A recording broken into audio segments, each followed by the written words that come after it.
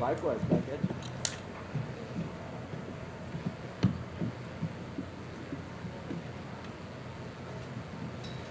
Take care of my dude.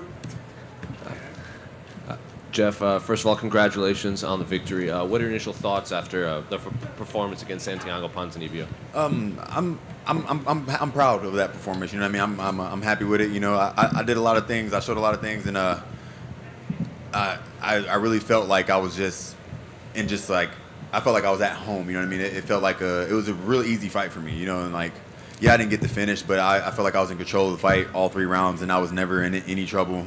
I didn't take really any damage. He kicked my leg hard a couple times, and that's about it. When you say you were at home, what do you mean exactly? Like at home inside the octagon? Yeah, like it felt comfortable. You know what I mean? I didn't realize there was like thousands of fans. You know what I mean? All I thought that was there is me, him, and my coaches. Outside of the leg kicks, did he hurt you at all? No. Or did he catch you by surprise with anything in there? Nothing by surprise. Everything that we studied on, he did, and it was just like watching film. You know, nothing surprised me.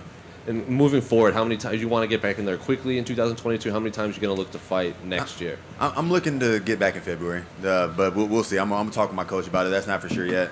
But February in Houston is what I want. But me and my coach might want something else, so we'll see about that. Jeff here in the back. Right over here.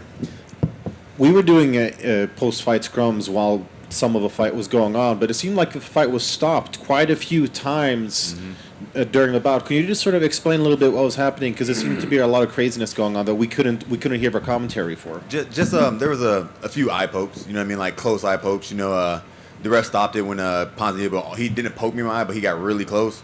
And the ref tried to stop it, and I was like, no, I'm fine. I was just, because I let Ponz know, I was like, watch your fingers, because the ref didn't see it. But when the ref seen that, he heard me say that, he said stop. And then I kicked him in Ponz in the balls, and he stopped. But yeah. And was it at all hard to sort of keep that intensity going when you did have these sort of halts to action? I mean, probably, you know what I mean? But I was just in the moment the whole time. I really didn't care about any of the little small bullcrap breaks, you know? But that's what happened. I kicked him in the balls and then stopped. Yeah. And as you mentioned at the press conference, you felt that striking-wise, power-wise, you know, you had the advantage in pretty much every area. Did that play out relative to your expectations in the fight itself? Yeah, it did. And I just knew I had control of that fight the whole time. You know what I mean? The only way he was going to win is if I slipped up and he caught me with something I didn't see. But other than that, he wasn't faster than me. He wasn't stronger than me. He tried to get a takedown. I don't know if they counted that as a takedown. If they did, they probably shouldn't have, because I had to whizzer, and I always do just waiting to whizzer out of it. But yeah, he had nothing for me that fight. And next week we've got Wonder Boy, former foe of yours, against Bilal Muhammad. How do you see that playing out? I don't know. We'll just have to see. You know what I mean? I fought them both, so you know what I mean? It's not my business to say anything. I'm just going to let that fight play out, and we'll see who wins. You don't have a favorite, per se? No favorite. All right. Fair enough. Thank you. Congrats on the win here. As the fight was as the scorecards were being read, what was your confidence level that you were going to come out ahead on that? I was confident at first, but once I seen that they gave him a 29-28, I was like, am I about to get fucked right now? But you know what I mean? I don't see it as a split. I really feel like I won 1 and 3 for sure. You know what I mean? The second round, if you count that takedown as anything, you could have gave it to him. But if we're talking about fighting, and you know what I mean, I'm looking at my opponent from across the cage, I know I'm winning and he knows he's losing. So that's how I saw the fight going. Look at his face, he was losing. I was standing up the whole time. He was sitting down. He was taking deep breaths. He was losing that fight. Between rounds, the cameras caught your coach here, very fired up, Mr. Swad. Yeah. Giving it to you, kind of. Yeah. Can you talk a little bit about you guys' relationship and that moment really like spurring you on? Did that help you out? He's been my coach for like what, 6-7 years now.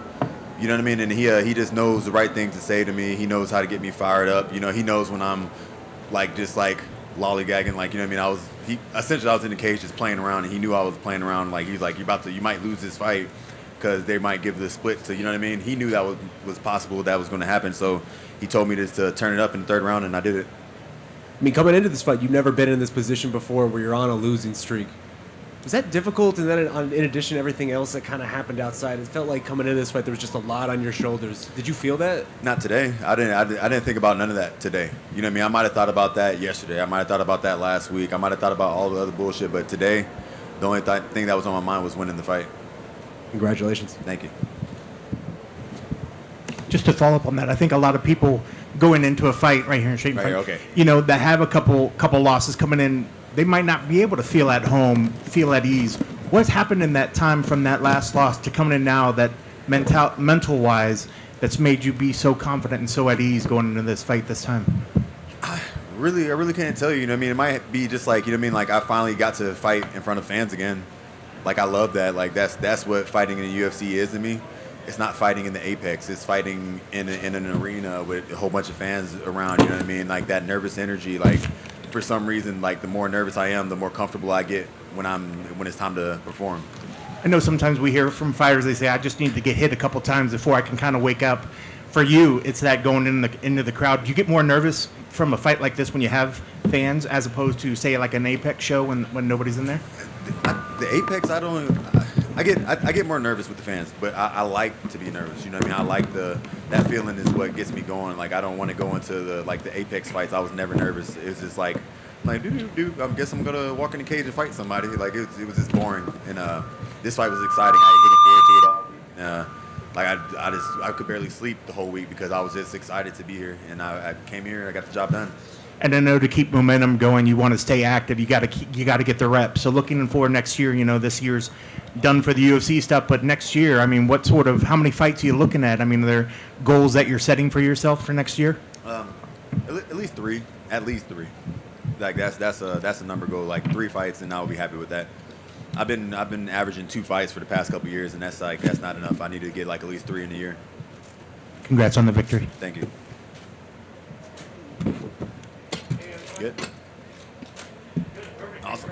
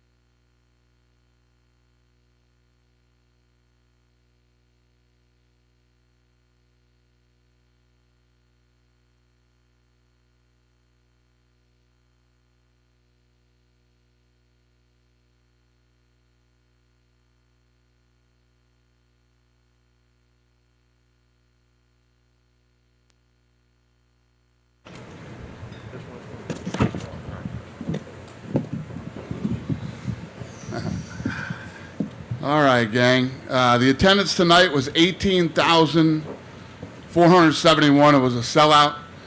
8 of 8 pay-per-view sellouts this year ever since we brought fans back. Fight of the night was Munoz and Cruz. Performance of the night is Silva, Tayavasa, Kai Kara, Pena, O'Malley, and Oliveira. That's all? Given Well, I guess that kind of indicates your thoughts on the fight card tonight as a whole, right? I mean, it looked good on paper. I mean, Attendance? in every way that an event could be a home run and be successful, this was. It was an incredible night.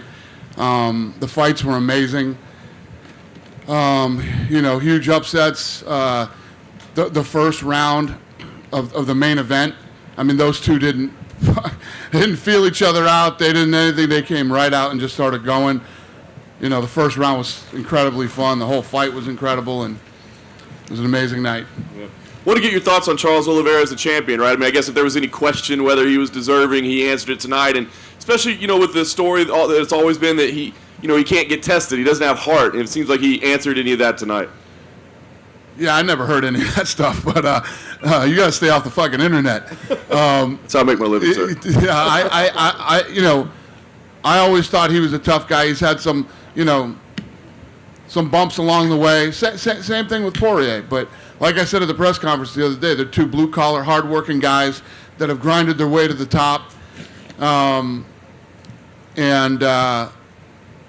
I mean, he went in tonight and beat Dustin, and Dustin is, a very, very tough, durable, well-rounded guy who has had a ton of experience, and it was a big night for Oliveira. Have you had a chance to speak to Dustin at all yet, and have an idea of where he might go from here? Obviously, this is a tough break for him. No, I mean, we talked after the fight, like up in the octagon for a second. I just saw him outside when I was walking out here, but there's nothing to talk about right now. He needs to go home, relax, enjoy some time with his family, enjoy the holidays, and all the bullshit blows over. We'll figure out what's next for him. There's no rush. We don't have to decide anything tonight. I know you don't normally like to say, who's the number one contender, but you said coming in like, hey, Justin Gaethje's definitely next. So as we sit here, Justin Gaethje definitely next. Yeah, it makes sense. Against Gaethje down there? I have no idea what's possible in 2022. I don't give a shit. I could care less. Nice. Texas, Florida, Apex. Florida, Texas, Apex. Abu Dhabi, Florida, Texas, Apex. Scheduled I time. don't give a shit if anything opens again. Whatever. I don't care. I'm not even thinking about it. I could care less. All right. I did want to ask you about the co-main event. Obviously, a shocking result there. Julianna Pena, somebody that's been a thorn in your side to get her title shot. She delivered tonight. What did you think of her performance tonight? Yeah, Julianna is a person who always believed in herself and believed that she could win this fight if she got it. And I mean, you heard it at the press conference. You heard it the months leading up to this fight, and she did it. She did it tonight. It's one of the great things about the sport. It's what makes the sport so incredible. When somebody's that big of an underdog and nobody, I mean, how many times have we been at these events where when the fight's over, everybody's looking at each other like, holy shit. I mean, it happens all the time here. It is literally what makes this sport so incredible. There were a lot of questions coming in about Amanda, like how much longer she wants to keep doing this. Maybe it's her family life kind of the way she wants to go. Did you get a chance to speak to her and see if, she's considering it all, hanging it up, or if she wants to come back and get it? Listen, it goes right along with all the storylines. She's been on top forever, regardless of what you think. She's made shitloads of money. She has a lot of money. And, she has a baby now, family. These things change you. Yeah. If she wants a rematch, do you think she is deserving given how long she was on top? Yes. Nice. Last thing for me, I just want to ask you about Sean O'Malley, another fantastic performance. I mean, he's kind of laughing about being the unranked champ and all that. I imagine he's probably going to have a ranking now, but I know you said coming in, we're not sure if he's ready for the top guys yet. Did he show you tonight that he's ready for the top guys? The guy he beat tonight is a real guy, a very real guy. He did it in spectacular fashion, and I know, when you talk to him, two things: he wants to get paid, and he wants to fight higher level competition. Looks like we're going to have to pay him. Get him some fights. Yeah? Dana in the middle over here. Just want to get your thoughts on Dominic Cruz's performance. You know, had a rough first round there, almost got knocked out, but came back and looked great. What'd you think? Yeah, I agree. He won fight of the night tonight. Dominic Cruz still has it, man. It's impressive. And earlier in the night, Erin Blanchfield had a dominant win against Miranda Maverick. Young star in the making, it looks like. What'd you make of her performance? Yeah, listen, anybody you ask me about on this card tonight, I'm going to tonight's card was amazing. It was an incredible night of fights. It was huge. Pay-per-view was huge. The gate was $8 million. The biggest non-Conor McGregor gate ever at T-Mobile. And Kayla Harrison was in the crowd. Does Amanda Nunes losing, does that kind of change anything in terms of bringing her in? Yeah, these are those things, man. For like a Kayla Harrison, the Amanda Nunes fight was huge. I mean, if they would have faced off, it would have been a massive, mega $1 million fight. I know the dipshit there. What's his name? The dipshit that thinks he knows about this business. Darren Ravel, yeah. Dipshit Darren Ravel said that Amanda Nunes, we were screwed. She could never be a star and all these other things. Let me tell you what, if Amanda Nunes had won tonight, the Kayla Harrison fight would be one of the biggest fights that you would have ever seen, Stay out of our business, dipshit. You know nothing. I just want to get a little update on somebody else in the bantamweight division, but Jermaine Durandamy was recently taken out of the rankings. She's still on the roster, right? Yeah. I mean, I don't feel like it's my place to say why. We'll leave that up to her. Somebody can ask her why she's out of the rankings and what she's going to do. All right, thanks, Dana. It's not my place. It's hers. It's personal stuff. It's not professional. Dana, just to ask you, Adesanya put a tweet out in response to UFC saying that the fight was on with Whitaker. He put a cap out, meaning a lie. He said what? He put a icon of a cap, an avatar like a cap, meaning a lie. He said it was a lie. It means you're lying in the millennial war. Right. I had to ask somebody what it meant. I'm confused. Adesanya basically said the fight's not on. He's saying the fight is not on with Whitaker. Oh, okay. Is it? Hey, Hunter, do we have a signed deal with Adesanya for Whitaker?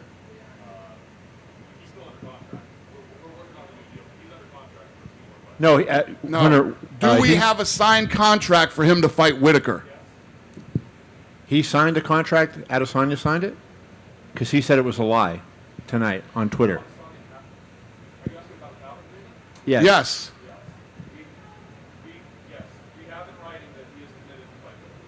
Okay, so he put out that it was a lie. Okay. Listen, you don't want to fight Whitaker. Okay, then I guess we'll find another fight. Okay. Who gives a shit? I guess not you. Who gives a shit? I definitely don't give a shit. You don't want the Whitaker fight to be on? Okay, then we'll find something else. Why would we lie? When have we ever fucking lied? This fight's coming up. We lied about it? I didn't say you lied. 20 fucking years have we ever lied about making a fight?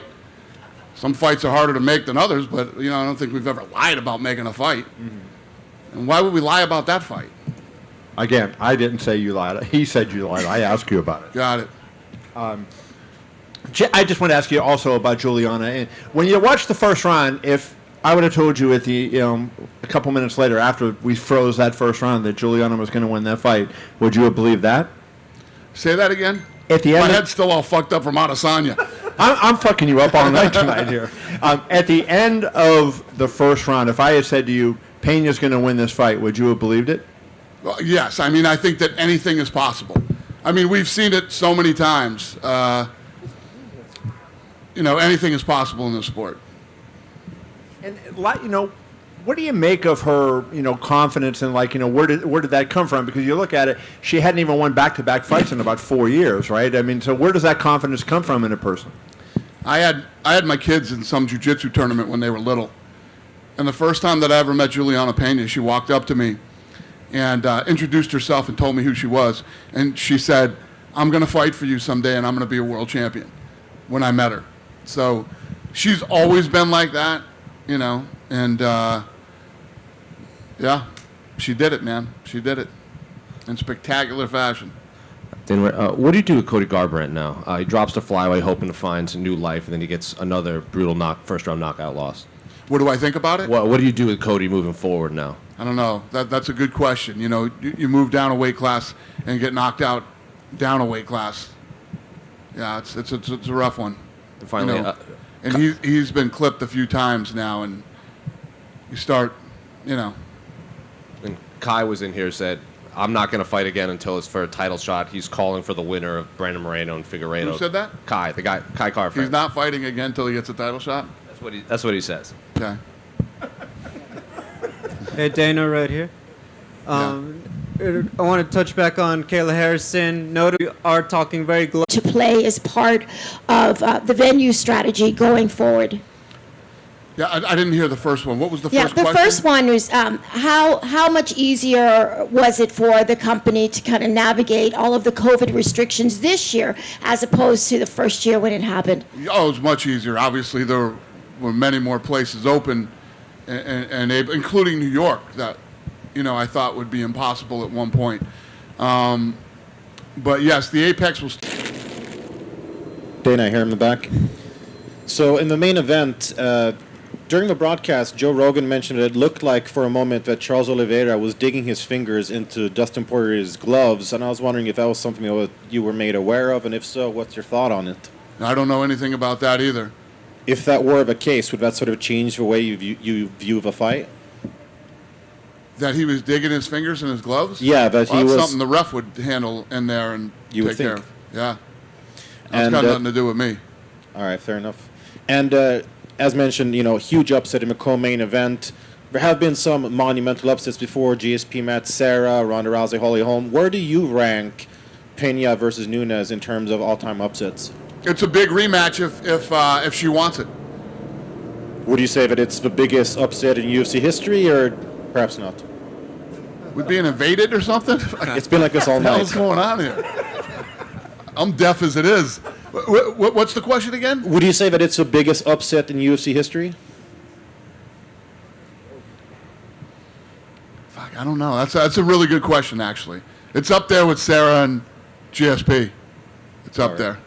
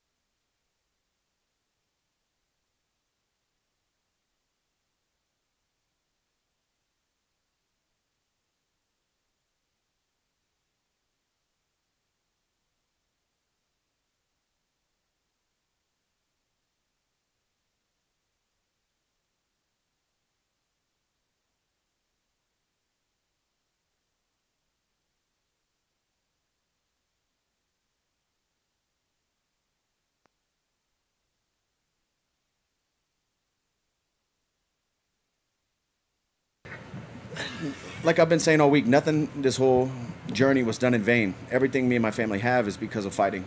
I didn't. A lot of education in my life is through these kind of moments, learning about myself, and it. I don't. It just sucks, man. I really worked hard and sacrificed a lot, and put myself in the position I thought that I was going to be the world champion, and I knew I was going to either come out here tonight and be the world champion or fail daring greatly, and sometimes, this is what happens. Last thing for me, I know family time is probably what's most important to you now, but do you start letting yourself ponder about the future? I mean, is this just like, let's just keep chasing this 155, or does this open the door? You've always talked about maybe a little welterweight. Does this say... The wins over Conor, the money you made her, does losing tonight ruin the year? It ruins the dream outcome that I had planned to forever be a world champion after tonight. But whether I was on, no, nothing. The year isn't ruined. It's just an opportunity I had. Opportunity I had is ruined, and it's all right. That's what it is. I'll look in the mirror like a man. Dustin, immediately after the fight, you showed us your great character again by offering Charles a donation to charity of his choice. Was that something that you had planned on doing, win or lose, to say to him, or can you just tell us your mindset to do that moments after the result? Yeah, I saw a video this week of him showing where he grew up and where his mom cooked dinner for him. I don't know if I think it was an old video. And saw some of the sights of where he grew up and just how little they had, and it came to me this week. I thought I was going to let him know, win, lose, or draw, talk to him after and let him know that me and the Good Fight Foundation would donate $20,000 to his city in Brazil and put the money to wherever they think it needs to be. Obviously, he knows he's a good guy and he knows where the money will go the furthest, so that's what we're going to do. And like I said, man, continue to try to do good, and that's it. Be a better person every day. Appreciate it. Dustin, right here. Right here. Obviously, right before your fight, your teammate Amanda Nunes suffers historic upset. I know you were obviously busy in the back. You're getting ready to go, but did that have any effect? Did you have any of that emotion as you were walking out for your own match? No. I was upset for her while I was warming up. I saw that she lost, but I've been doing this a long time, and I knew it was losing had nothing to do with what was about to happen with me. I can separate these things. Thank you. Just a quick one. Joe Rogan was making a lot. It looked like he had hooked your glove when you were trying to pull your arm away. It looked like Charles maybe kind of hooked into the glove to pull back, which would have been an illegal move. Whenever I did the front roll? Like right before. Second round? Yeah, when you tried to pull it Mike out. Brown was asking me when we got back to the locker room why I didn't just slide my arm out. I don't know. I don't remember the finger in the gloves, but I was trying to pull my arm out, and it felt like it was in there good. But Mike did ask me in the locker room after, why didn't I just pull my arm out? I tried. But I don't know if his fingers were in my glove or not. I didn't feel it, but... It doesn't. This is obviously not the first time you've been in this position before, right? But does the fact that you've been in this before and then been able to get back here say that you can do it again, right? You've done this before, you can do it again? I can do anything I put my mind to. I can fight for another belt. I can go on another streak. I can claw and climb and get back to wherever I want to be. It's just, do I want to? That's the question I have to look in the mirror and answer. Do I want to do it again? Do I want to go down that road again? And that answer will come in the next couple days, next couple weeks. Just need to let this pass and see what's next for me. But if it's in my heart and that's what I want to do, I'll be here again fighting for another world title. Thank you. Thank you, guys.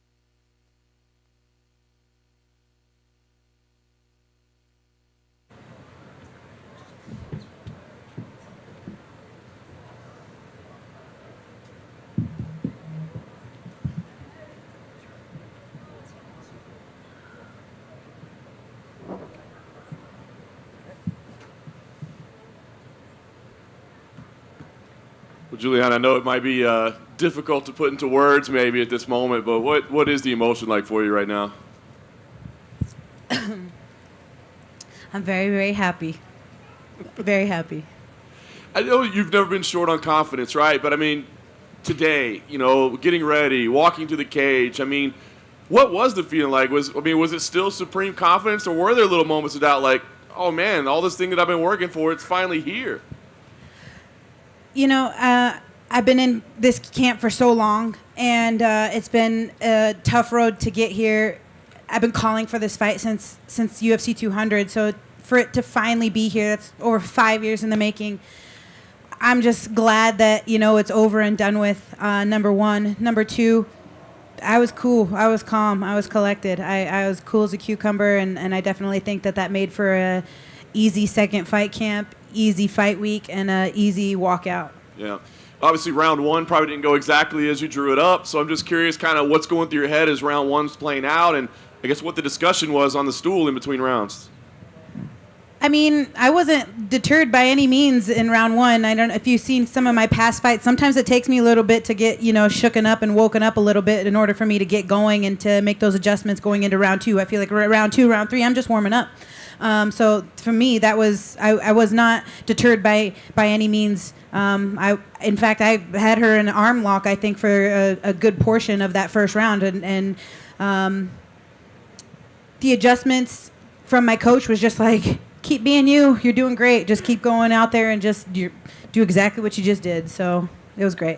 So round two, you start having success, but you take the damage to your eye. Obviously, that's kind of causing issues. But at some point, it looked like you just said, we're throwing down, right? Which I don't think any of us thought was the way you were going to win this fight, right? So what's going through your head as you said, yeah, you know what, I'll just stand and we'll just start throwing bombs at each other?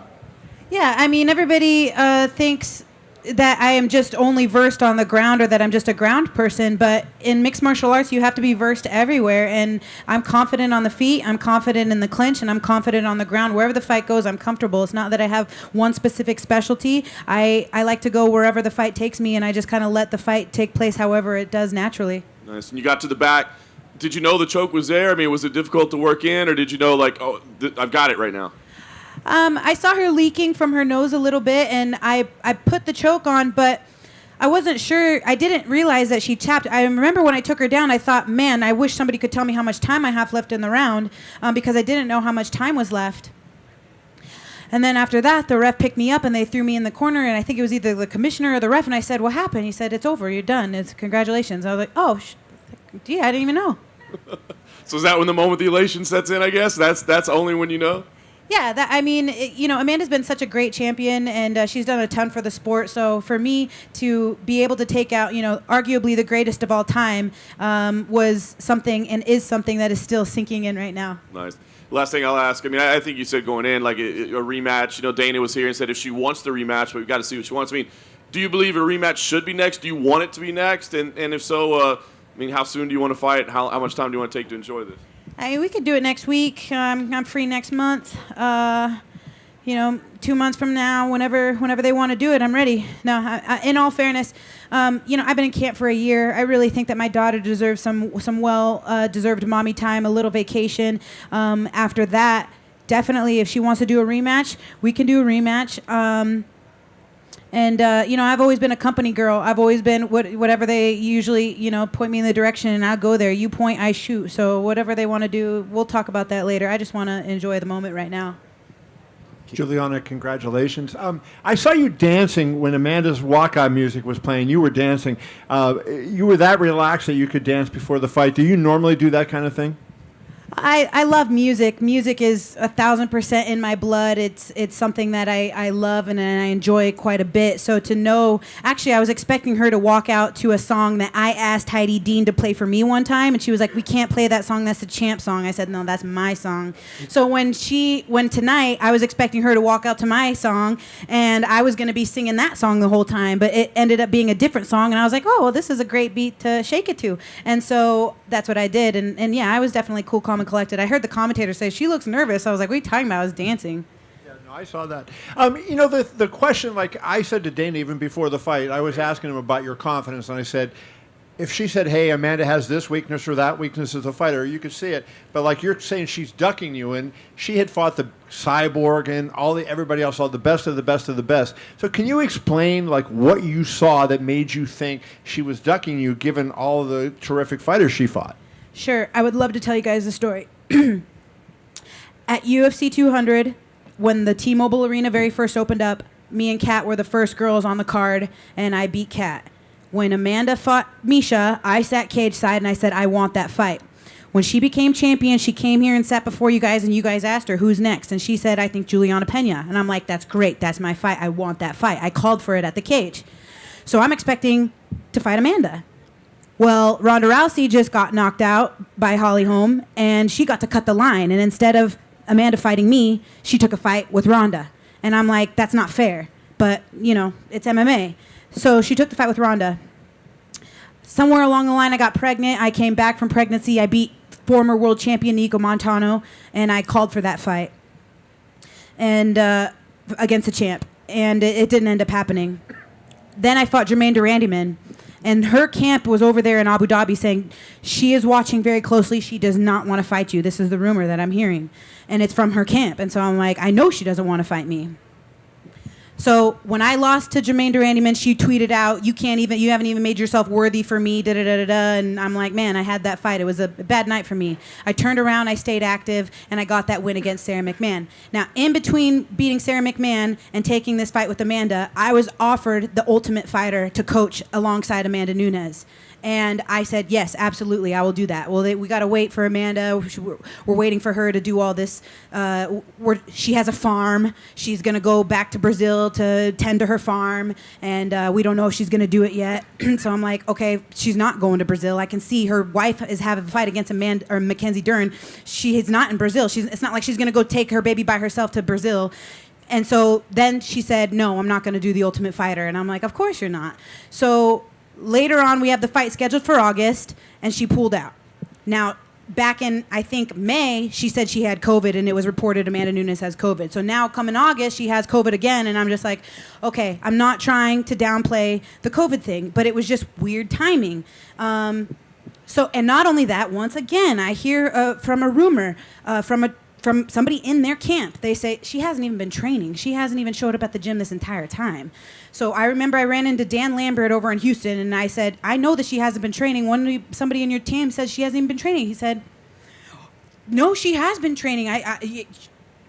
She's been training. And so that next Sunday, that was a Saturday, Sunday morning, I see Amanda posting that she's in the gym, and now she's training for the fight. And now we're here in December, and she made it. And honestly, you know, no disrespect, but the whole time I'm thinking something is going to happen and she's not going to make it. Something's going to happen. She's going to, you know, because she pulled out with Valentina, I think the night of the fight, and she pulled out with me the week of the fight. So I was like, yes, I'm going to show up in December, but if Amanda does show up or not, that's going to be the question. And that's the only thing that I was, you know, worried about. Let me just ask you one final question, and maybe a little bit crazy, but she has 2 belts, right? So now if there is a rematch, you're a big girl, and you know, Kayla Harrison's also around. That would be a big money fight if you beat Amanda at 45. Would you consider, under any circumstances, fighting her the second time at 45 so that maybe you would be a champ? I think that there's some rematches that I want to do. I would like to go down and rematch Valentina Shevchenko. I would love to get that rematch against Jermaine Durandiman. I would love a rematch if that's what she wants against Amanda Nunes. Those are the rematches that I have in my peripheral. And with that being said, you know, right now I just kind of want to soak it all in and enjoy this moment of becoming the champion tonight. Thank you. Julianna, right here. Hi. Congratulations, champ. Thanks, Sean. So just looking back from the beginning to this, I mean, 2014, you blow out every ligament basically in your knee, and then you have the break in 2018, and just this whole journey, all the ups and downs. Can you put into words really what this means at this point to have shown so many people, proved all the doubters wrongs, and just really get to this moment? I mean, for me, I got nothing to prove. You know, I got nothing to prove. Everybody was sleeping on me, and I shook up the world, and I did what I said that I was going to do. But at the end of the day, I'm not surprised. You know, I know that I have big, huge will and determination, and I've been saying it all week long. The world is your oyster. You can literally do anything that you want in this life. You have the ability to do anything that you want in this life. I've been through the wash. I have literally been through the wash. I have done it all. I'm talking torn everything. I've done it all. Nothing was going to stop me from getting this belt. This has been 13 years grinding, and it's finally come to fruition, and it's my time. Did you feel like she underestimated you, that she was taking you lightly this whole week? Many times that I couldn't make myself worthy as a champion for her, when I was trying to answer my question at the press conference and she cut me off and she was talking about, my best friend and look what I did to her, and, she was just saying all sorts of stuff. And so,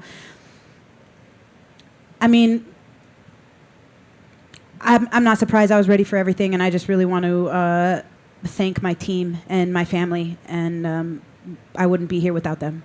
Last one from me. The full circle nature of this. Obviously, Misha was your mentor in the beginning. Amanda took the belt from Misha, kept it this whole entire time, and now you take it from Amanda. That circle of that. What does that seem like to you? It just seems like it was my time. There were so many signs leading up to this moment. There were so many times in my life, not only signs but dreams of myself and dreams of others. And I'm really weirdly into that kind of stuff, a spiritual thing. I have a very strong faith in God, and that is something that kept me strong mentally, physically, and emotionally to get to this point, especially having to go through another fight camp. And I just really think that, it's a surreal moment, but it's absolutely my time, and I'm not surprised. I'm really not. Congrats. Julianna, Thank you. in the middle over here. Dana was telling us the story about what happened with Michael Chiesa. Just curious if you saw him come try to celebrate with you. Yes. Mike and me started within 1 week of each other in the gym, and we have been grinding with Rick in Spokane, Washington since we were babes. Literally, I was 19 years old. I started within 1 week of Mike Chiesa, and we've been grinding for 13 years together. So this is a big moment for me. It's also a big moment for Mike, and I know he was very emotional. I can't speak on anything else that happened. I'm not sure. I was uber focused on what I needed to do, but I love Michael. He knows I love him. I know he loves me, and this win is just as big for him as it is for me. And you mentioned your love for music. I'm curious what inspired the choice of Psycho by Puddle of Mud. So I think I've talked to you guys about this a few times, and I hate to bring it up. I used to be superstitious. I'm not superstitious anymore. But one time I walked out to the same song twice, and I lost the second time, so I was like, I can't walk out to the same song twice. So I used to have Dana pick my songs, but then I knew that it was like such a task, So then I just started letting Heidi pick my songs. I said, I don't want to know what the song is. I absolutely don't want to know anything. Just whatever you choose is what you choose. So literally, I've pretty much walked out to a different song every single time. It's been completely random at the hands of the UFC. All right, congrats, champ. Thank you. Champ here in the back. Hi. So when you were in that intense firefight in the second round, and the tie's going back and forth, you're connecting against her, she's connecting against you. Can you in any way verbalize what's going through your mind in such an intense situation? No, it's just you're on the horse. Don't get pucked off the horse. We could do this all day. I was comfortable. I was ready. I could see the change in her face, and then I could see my corners. And I'm like, all right, we're doing this. So I was very comfortable. And previously, when we were talking to Dana White, he retold the story about when he first met you, when you went up to him and said, I'm going to be fighting for you and I'm going to become a world champion. Could you sort of retell a little bit of that from your perspective and how sort of reality matched what you were thinking back then as a young fighter? Yeah, so it was about 2013. Dana had recently allowed women to fight inside the UFC, and that they were going to have their very first Ultimate Fighter house. So I came down early to help actually Misha get ready to train for Kat Zingano. And there were the tryouts for the Ultimate Fighter, and I heard rumor that he was going to be at Syndicate Gym. So I took a taxi, I went to Syndicate, and I saw him in the corner, and I walked right up to him, and I said, my name is Julianna Pena, and I'm going to win the Ultimate Fighter. And he was like, all right. And so, yeah, when I won the Ultimate Fighter, that was great. That's how the first encounter that I ever had with Dana.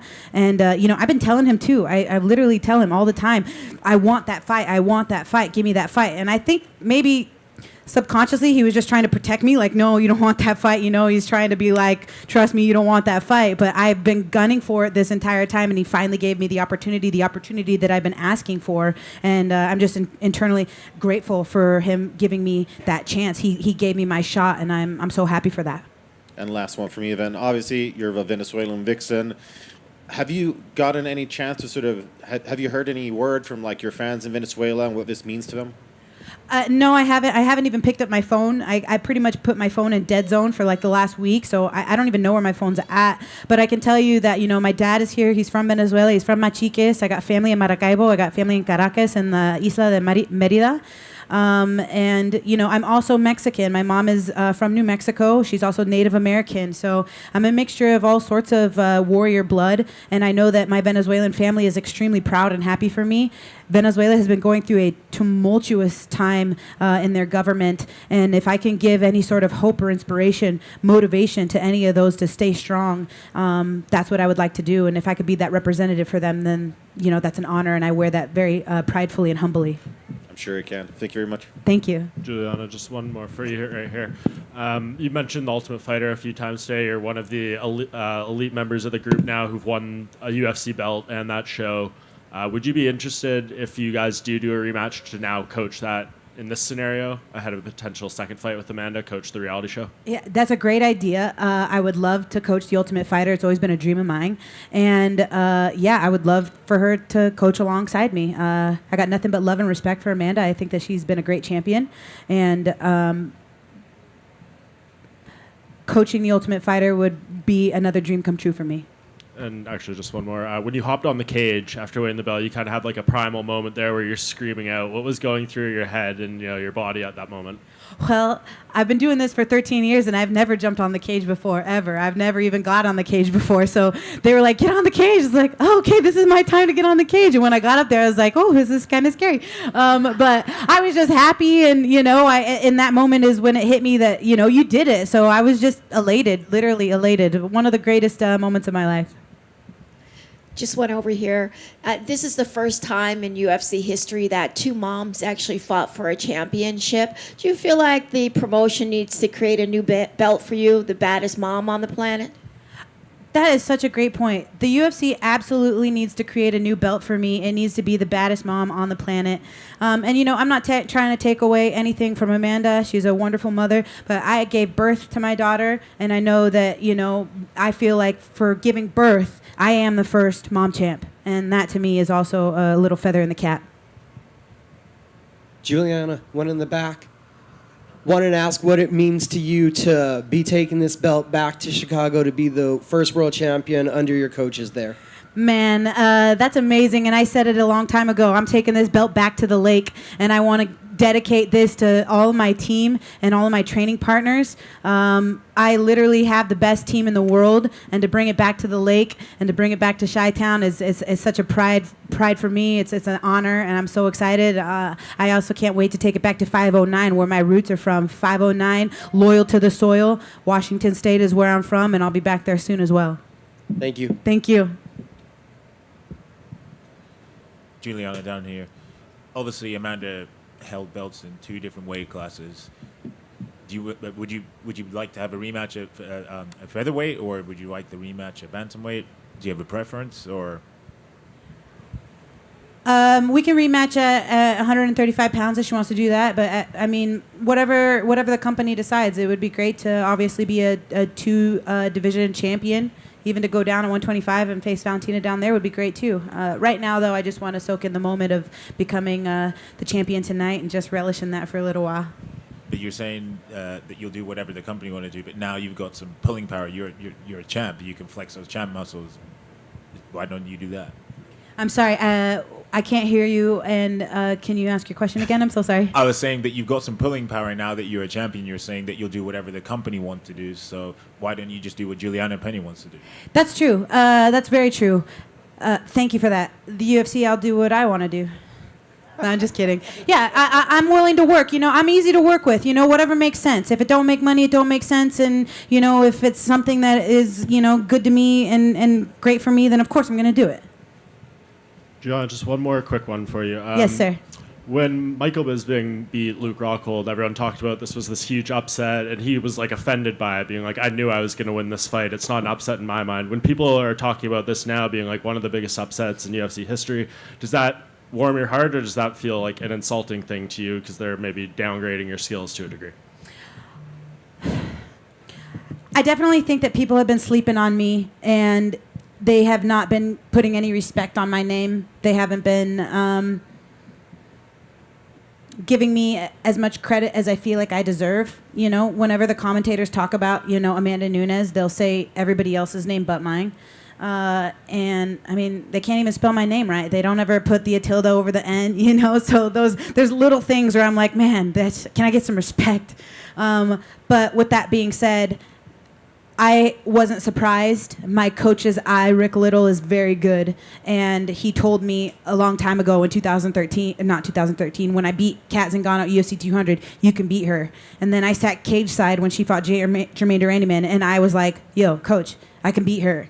And so for me, I'm not surprised. For everybody else that was sleeping, wake up, and I'm here.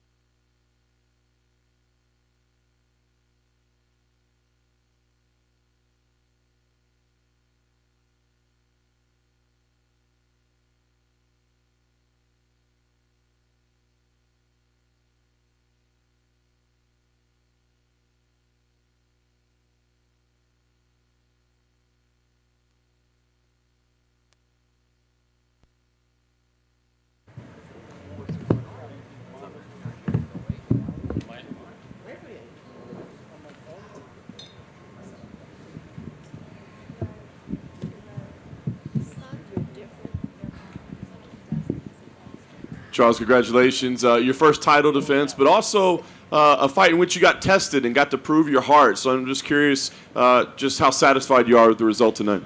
Charles, parabéns pela tua primeira defesa de título e também uma luta na qual você foi testado. E eu gostaria de saber como é que você se sente depois de uma luta como essa. Olha, eu tô aqui pra fazer história. Eu tô aqui pra mostrar para pessoas que eu posso. Fala você, o que você achou da luta hoje? Listen, I'm here to make history. I'm here to prove to people that I can. You tell me what you thought about the fight tonight. Pretty amazing. You had a lot of respect for Dustin coming in, and it was a tough struggle early on. What was your mindset as the fight was starting out? Uma luta incrível. Você teve muito respeito pelo Dustin e foi no início bem duro. Como é que foi para você assim que a luta desenrolou? Ele me respeitou, eu também respeitei ele. Né? São dois grandes lutando. Né? A luta tem muitos estudos. Mas graças a Deus meu braço foi levantado. Foi como eu falei, eu não ia deixar ir para a mão do juiz. We respect each other a lot. I mean, I respect him. It was a lot of study early on, but then, as I said, I was going to have my arm raised, and that's what happened. Nice.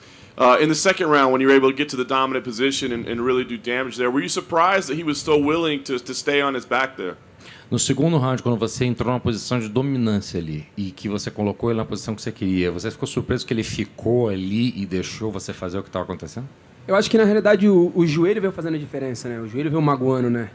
Foi isso que meio que pediu, veio magoando. Então, eu acho que quando eu botei ele para baixo ali, ele já estava um pouco cansado também da joelhada. E todo mundo sabe, ninguém quer fazer jiu-jitsu comigo, então eles vão ficar agarrando. Ele ficou agarrando e eu trabalhando as cotoveladas o tempo inteiro. I think that the knee actually did a damage, and that was a kind of product of just the knee kept hurting him. And by the time he got down on the ground, he knows no one wants to do jiu-jitsu to me on the ground. So what you have is basically grab me. Yeah. Obviously, round 3, you come out very aggressive and get to the back immediately. I mean, at that point, did you think I'm going to be able to finish this fight quickly? Obviamente, terceiro round muito agressivo, já foi ele por trás, já montou ele e nessa hora ficou claro para você que é isso que ia acontecer, eu vou finalizar isso aqui, vou continuar com o meu título? Eu não deixo passar, né? Eu falo meus dias de oportunidade, apareceu, eu vou pegar. Eu cheguei ali, eu queria pegar, eu queria vencer. I don't let opportunities get away. I always say that I have opportunity jiu-jitsu, so I take advantage of the opportunity. When I saw I couldn't pass it up and I had to do it. During this successful run, you have this kind of fire and confidence that maybe you didn't have early in your career. I'm just curious kind of where you turned the corner, like what changed that now you have this confidence that you have now? Durante esse último momento na carreira, o momento mais recente, você está com fogo, você está com uma confiança que você não mostrava antes. Ele quer saber em que momento que mudou, que as coisas você acha que mudaram, que você ficou com esse fogo e essa confiança. Olha, a gente vem de 10 vitórias seguidas. A minha filha nasceu, eu mudei a chave, eu queria ser campeão, eu quero me manter campeão, eu quero construir um legado, sabe? Eu estou vivo, eu quero mostrar que eu estou vivo. As pessoas falam que eu não posso, eu mostro que eu posso. 10 straight wins. My daughter was born, I can kind of turn the key. And I changed and I just changed for the better and it's a legacy. I want to make history, I want to build a legacy, I want to show people that I can. Awesome. Last thing for me, it looks like Justin Gaethje will be next. I'm curious if it's going to be kind of a personal fight for you. You seem to get a little bit angry when his comments were brought up earlier this week. Parece que a próxima luta vai ser contra o Justin Gaethje e você parece também ficar um pouco bravo com os comentários que apareceram aí ao longo dessa semana que ele falou. Olha, de verdade, eu não ligo para o que os outros falam. Eu venho aqui e faço. Eu não fico falando, eu não fico na internet, não fico no Facebook e no Twitter falando o que os outros acham, o que eles deixam de achar. Eu venho aqui e faço. Eu sou o campeão. Eu provei mais uma vez que sou campeão. Não importa quem é o próximo, eu vou estar aqui pronto. Listen, I don't care. I come here and I do it. I'm not on the internet. I'm not on Twitter. I'm not on Facebook trying to show people what's going on. I'm here. I'm the champion. I have this belt. I'm going to keep defending it. I don't care what people say. I'm going to do me. Congrats, champ. It's not often that the champion goes into a title fight and is the underdog. Obviously, there's been a lot of talk over the last several months about Dustin Poirier being this uncrowned champion. I just wonder, did you feel disrespected coming into this fight? Parabéns, campeão. Não é muito comum que um campeão entre numa defesa de título como azarão em bolsa de apostas. E como é que você sente essa coisa dele ser um campeão não coroado, e como é que você se sentiu em relação a isso? É como eu falei, eu não ligo porque as pessoas acham, deixa de achar. Eu vou e faço acontecer, né? Quase todas as vezes que eu entrei aqui, eu entrei como um cara que não merecia, como um cara que não era o campeão, e eu mostro. O que eles falam agora, que eu não aguento tomar porrada, olha tudo que eu venho fazendo.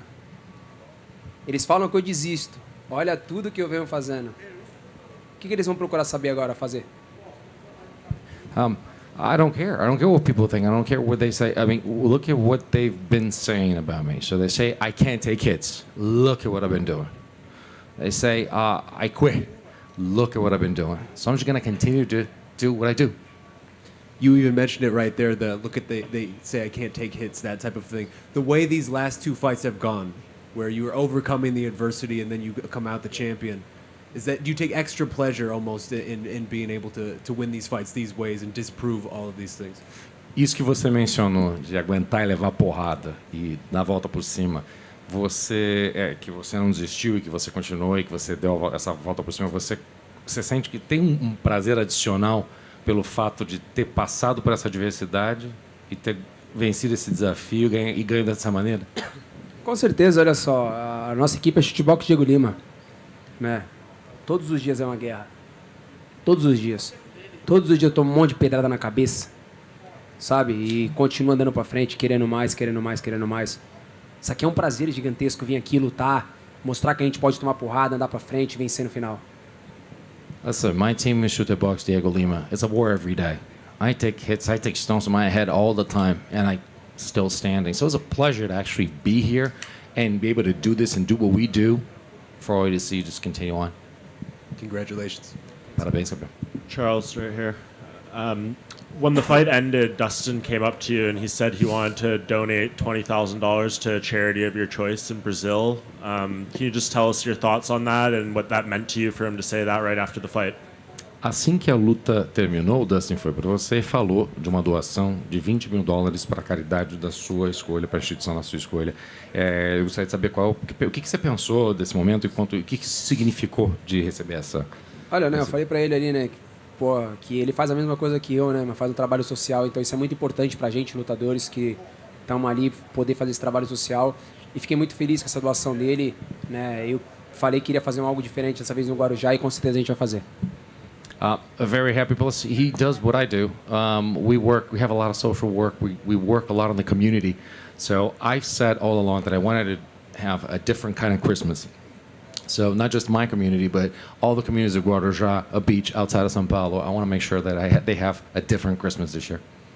Charles, just a quick one. Did a fan steal your glasses when you were leaving the octagon? Uma perguntinha. Fã roubou o seu óculos quando você estava saindo? Ele roubou, ele queria pegar meu óculos, queria usar. Yeah, he stole it. He wanted to take it and he didn't wear it. Did you get him back? Você recuperou os óculos? Pegamos, a gente pegou. Na hora de segurança do UFC pegaram e tomaram dele de volta. We got it back. The security guys from the UFC took it back. Just one more for you, Charles. As far as the fight with Justin Gaethje, we saw how he struggled on the ground against Khabib. Do you feel like if you get him there, that's going to be a very big advantage for you in that potential matchup? Só mais uma pergunta dele. Sobre uma luta com o Justin Gaethje, você sabe como ele foi difícil para ele no chão com o Khabib? Você acha que é isso que aconteceria? Você teria que colocar ele pro chão e essa é a chave para ganhar dele? Olha, acho que luta é luta, né? Lutas são lutas. A gente treina todos os dias para poder melhorar, evoluir, né? Então, vamos pensar, vamos ver o que a gente vai fazer. Como eu falei, eu não me preocupo com quem eu vou lutar, o que eu tenho que fazer. Eu tenho uma equipe gigantesca para montar uma estratégia e a gente deixar e fazer acontecer. Listen, it's what I've always said. Is like a fight is a fight. I'm gonna do what I do, and we're gonna plan around whoever the opponent is, and we're gonna do what's needed, and we're gonna just continue to train and make it happen. Charles, down here to your right. I asked you earlier during the week that if you believed in the old adage that you weren't a champion until you defended your belt. You said that you didn't agree with that and all your previous achievements attested to the fact that you were a champion. Now that you've registered your first title defense, has that changed and do you feel like more of the undisputed lightweight champion? Ele falou durante a semana, numa outra entrevista que a gente fez, que existe aquele ditado que diz que um campeão só é um campeão realmente quando ele defende o título. Hoje, com o título defendido, com o cinturão ainda seu, você sente que isso mudou a tua percepção pelo fato de você ter defendido o teu título, ou qual que é a tua percepção em relação a isso? Não, foi como eu falei, né? Eu se tornei campeão quando eu ganhei do Michael Chandler. E eu fiz por isso. Eu fiz por ódio. Hoje eu só vim aqui e defendi aquilo que é meu. Então, como eu falei, eu fui campeão em maio, quando eu ganhei o cinturão. E agora eu só vim defender aquilo que é meu. No, stand by what I said.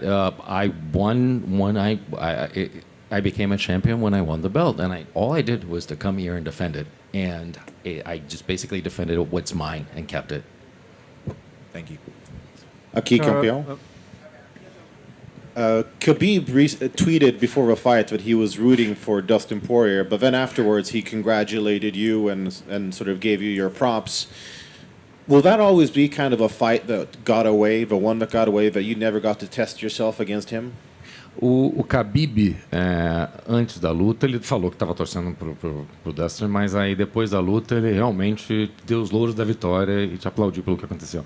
A luta com o Khabib é aquela que escapou, que acaba sendo aquilo que faltou, que não vai acontecer? Olha, de verdade, né? Como eu falei, eu não ligo muito o que as pessoas pensam. O Khabib foi um grande campeão, teve uma grande história, mas o campeão tem nome agora, se chama Charles Oliveira, né? Ele se aposentou, agora a gente está construindo o nosso legado. Não tem essa de, não, tinha que ser o Khabib, não.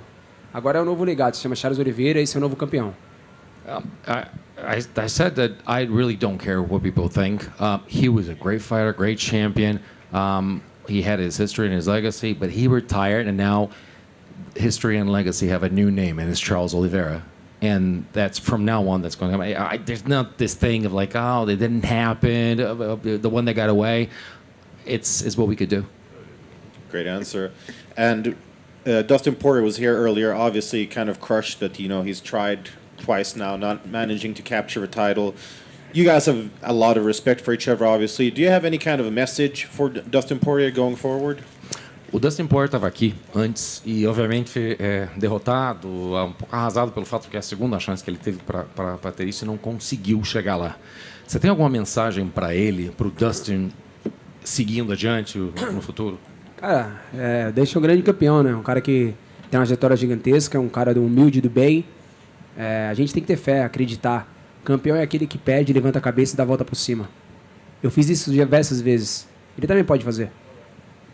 Man, he's a great champion. He's a great fighter. He has humble beginnings, just like myself. And it's like you have to continue to believe. And when you get down, a champion is someone who gets down and gets back up again. And that's what he needs to do and continue on and pushing forward.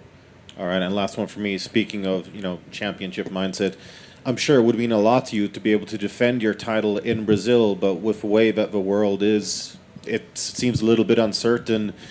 Where do you stand about it? How important would it be for you to be able to do that? And if it doesn't happen, are you all right with that? Última pergunta dele. Obviamente seria muito bom continuar defendendo esse título no Brasil.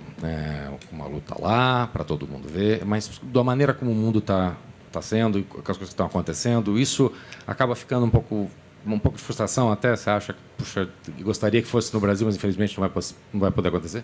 Olha, com certeza, se ele defender meu cinturão no Brasil, isso é uma coisa que vai acontecer. Né? As coisas não são no nosso tempo, são no tempo de Deus. Eu estou pronto para lutar em qualquer lugar do mundo. Né? Então, mas com certeza seria um prazerzaço gigantesco defender meu cinturão no Brasil. Quem sabe? Pode acontecer. O ano está mudando, as coisas estão acontecendo. Surely that's something that's actually going to happen.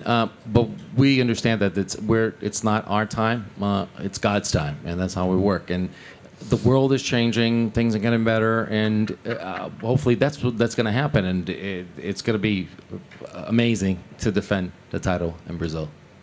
Obrigado. Charles right here. Charles, about this time last year, it looked like the lightweight picture, there wasn't a really spot for you. We weren't sure who your opponent was going to be, what would happen with the belt. And now people are saying, one of the best runs by any lightweight in UFC history. Can you put into words what it's like to just have had this entire 12-month stretch? Charles, ao longo de um ano atrás, parecia na divisão de peso leve, parecia que as coisas que não haviam lugar para você, que quem seria o oponente, com quem estava o cinturão, e de repente tudo aconteceu e agora estão falando uma das melhores sessões de vitórias e trajetórias de um campeão no UFC. Como é que você coloca isso em perspectiva para todo mundo esse ano que passou? Há um ano e como as coisas estão? O homem lá de cima. A minha fé é do tamanho de um grão de mostarda. Eu segurei ela e não soltei. Eu acreditei. Sabe? Eu acreditei que eu poderia ser campeão. Que eu poderia fazer história. Que eu poderia mostrar para as pessoas que da onde que eu vim, aonde que eu tô, aonde eu quero chegar. E o homem lá de cima pegou e me ajudou nisso. Ele acreditou na minha história.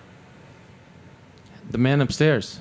My faith is the size of a grain of mustard, but it's just strong, and I did not let go throughout this whole thing. And then God kept saying, "This is you deserve this. You're gonna get a chance," and you continue to make history and make legacy. And as it turns out, that's what happened. What made the difference in keeping that faith? Because I'm sure at times, whether it was losses or anything else in life, it was at times difficult. What made the difference that you kept believing even when it was hard? O que fez a diferença de você manter essa fé? Porque existem momentos que a gente tem os nossos baixos, tem derrotas, tem reveses, e mesmo assim você manteve a sua fé. O que fez a diferença para você manter a fé nesses momentos, Rick? Se você tem fé, não importa o momento que você está. Eu costumo falar que a vida é igual uma roda gigante. Você tem que saber aproveitar o momento que está lá em cima para quando você chegar na parte de baixo, você sobreviver, porque você vai subir de novo. Então minha fé não importa se eu estou lá em cima ou se eu estou lá embaixo. Ela é do mesmo jeito. Sabe? Você tem que acreditar 100% nisso. Se você tem fé, irmão, você vai mover montanhas. Você faz coisas que ninguém acredita. Se você contar, as pessoas falam mentira. Isso é fé. You have to keep your faith regardless of the moment. The moment doesn't matter. Your faith does. And I always like to say that the world's like life is like a Ferris wheel. So you're going to be up on top.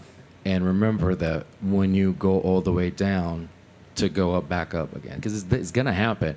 Continue pushing forward, continue doing things, and it's going to happen for you. And your faith needs to stay put as it is, as strong as it can be. Thank you, Charles. Congratulations. Okay.